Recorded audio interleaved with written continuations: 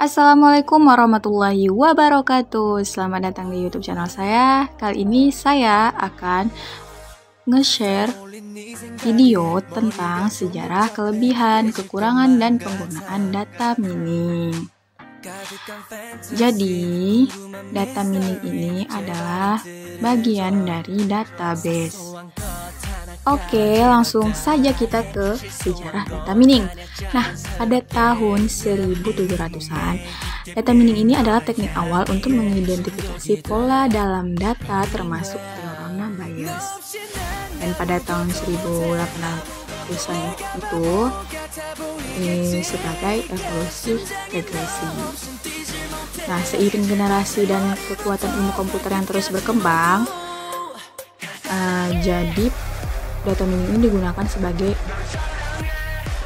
tempat pengumpulan data kayak pengelompokan, algoritma, genetik, dan pohon keputusan, mesin vektor pendukung. Data mining ini juga diperkenalkan, tetapi data mining adalah evolusi dari sektor dengan sejarah yang luas. Jadi sebenarnya itu sejarahnya itu sangat luas ya. Jadi nggak bisa kita jelasin satu persatu. Oke, kita lanjut ke pengertian data mining. Data mining ini yaitu data atau tempat penyimpanan sebuah data. Nah, biasanya itu data mining ini menggunakan metode statistika kayak pengumpulan atau pengelompokan data, terus menggunakan matematika juga, hingga memanfaatkan teknologi artificial intelligence. Jadi dia mengumpulkan data itu menggunakan kayak metode matematika, metode statistika, dan memanfaatkan teknologi. Selanjutnya kita akan membahas tentang kelebihan pada data mining. Jadi data mining ini sangat mempunyai peran penting di masa depan untuk menyimpan seperti data-data dalam jumlah yang besar. Dan juga pencariannya bisa dilakukan secara otomatis. Nah, jadi itu kelebihannya. Jadi kalau kita misalnya mau mengelola data dalam jumlah besar, kita tinggal simpan di data mining aja.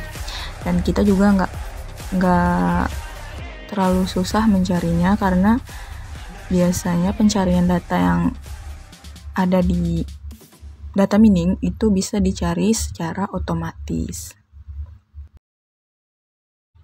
Di balik kelebihannya tadi, terdapat juga kekurangan pada data mining. Jadi kekurangan dari data mining itu biasanya di bagian masalah privasi. Nah, biasanya kita cenderung khawatir tentang privasi pribadi. Nah, dan karena masalah privasi, orang juga akan takut informasi yang dikumpulkan tadi itu digunakan dengan cara tidak etis atau berpotensi menyebabkan mereka banyak masalah gitu. Dan selain itu juga masalah keamanan. Nah, keamanannya itu merupakan masalah besar ya bagi bisnis gitu. Karena bisnis memiliki informasi yang tentang karyawan dan pelanggan mereka, termasuk nomor jaminan sosial, ulang tahun, dan lain sebagainya, dan biasanya takut bocor gitu. Sedangkan kekurangan lainnya itu penyalahgunaan informasi. Biasanya kayak informasi yang didapat dimanfaatkan orang yang tidak etis atau bisnis untuk memanfaatkan orang yang rentan atau melakukan diskriminasi terhadap sekelompok orang. Dan juga biasanya adanya kendala pada database dan tidak bisa melakukan analisis sendiri gitu. Jadi itulah kekurangannya. Kita lanjut ke penggunaan data mining. Jadi mungkin banyak yang bertanya-tanya, apa sih kegunaan dari data mining ini? Jadi Jadi kegunaan data mining itu sebagai market analysis dan manajemen. Maksudnya dalam sektor pemasaran biasanya data mining digunakan untuk pemasaran target, manajemen hubungan pelanggan, analisis pasar, cross-selling, segmentasi pasar. Contohnya kayak target pemasaran, misalnya menemukan kelompok pelanggan atau model yang memiliki karakteristik yang sama, minat, tinggi pendapat. Nah, itu dikumpulin gitu jadiin data. Nah, selanjutnya itu contohnya kayak profiling pelanggan. Kayak data jenis pelanggan apa yang membeli produk apa begitu. Nah, yang kedua yaitu corporate analytics atau risk management, yaitu penerapan data mining dalam sektor perusahaan biasanya digunakan untuk prediksi retensi pelanggan, underwriting yang lebih baik, kontrol kualitas, analisis kompetitif, kayak